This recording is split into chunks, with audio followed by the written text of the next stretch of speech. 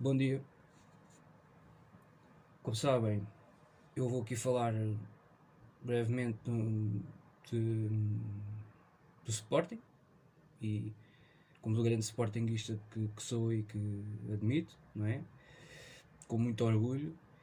E vou fazer aqui um balanço daquilo que tem sido esta época até ao momento, não é? Das diferenças para a época passada, que foi um verdadeiro descalabro a todos os níveis.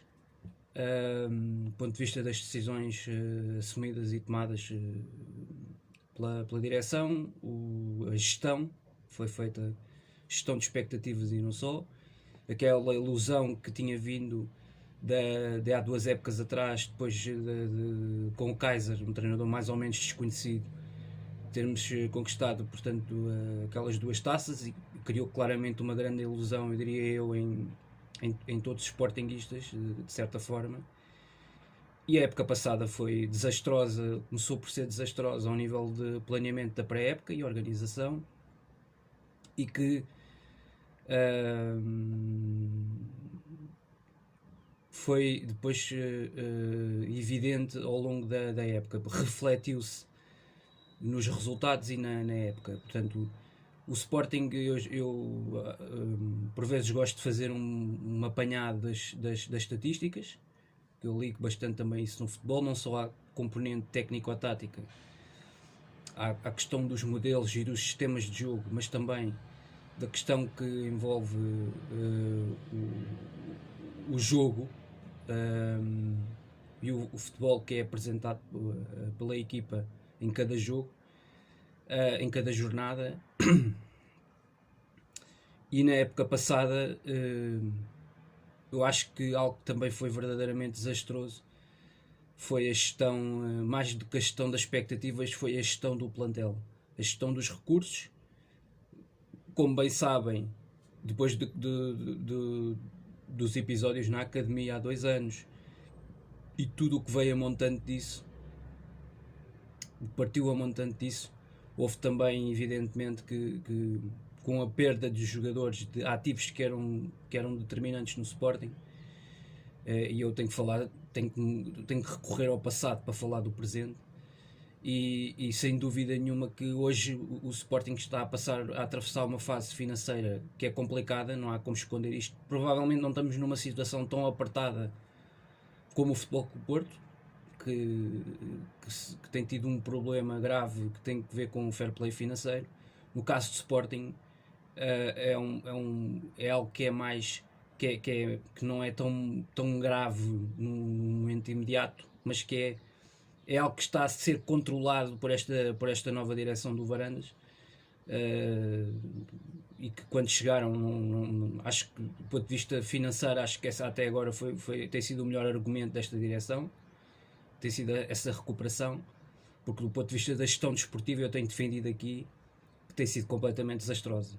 Portanto, acho que a gestão desportiva foi desastrosa, tirando de facto este verão de 2020 e esta segunda parte do ano 2020. De resto, a época desportiva no global, a época passada, foi desastrosa. Começou por ser a pré-época, começou por ser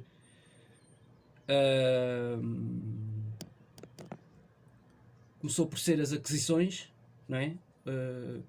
A perda de 2 jogadores cruciais, já não vou falar do Bruno Fernandes, que só saiu em janeiro, mas a perda de 2 jogadores absolutamente fundamentais, não é tanto o Thierry Correia, mas sim o Bas Dost e sobretudo o Rafinha, dois jogadores que do ponto de vista ofensivo acrescentavam muito a esta equipa, sobretudo acrescentavam imprevisibilidade, acrescentavam assistências, a capacidade de assistências, golos, não é? O Rafinha não marcava tantos como o Bas Dost, mas também era um jogador importante nos últimos 30, 40 metros, e de facto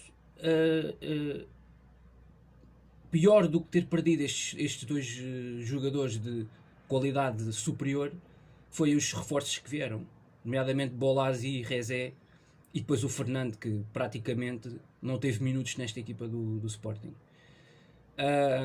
Dito isto, a gestão dos reforços foi péssima. Vieram 3 reforços no último dia do mercado, e e os reflexos disso, pior do que isso também foi a gestão dos treinadores. A gestão desportiva ao nível dos reforços, a gestão desportiva ao nível dos treinadores. Num espaço de 2 meses não é admissível ter 3 treinadores numa equipa de topo, com as exigências que um clube como o Sporting deve ter. E portanto, não é aceitável. O Sporting, por esta altura, há um ano, o Sporting há um ano, à 7ª jornada do campeonato, tinha 11 pontos. 11 pontos na tabela classificativa. Isto é completamente inadmissível, não é? Não tinha defrontado o Porto, não tinha defrontado Benfica, não tinha defrontado Braga. O Sporting empatou no Bessa, num jogo que eu tive lá presente no estádio e que foi um jogo desastroso a todos os níveis.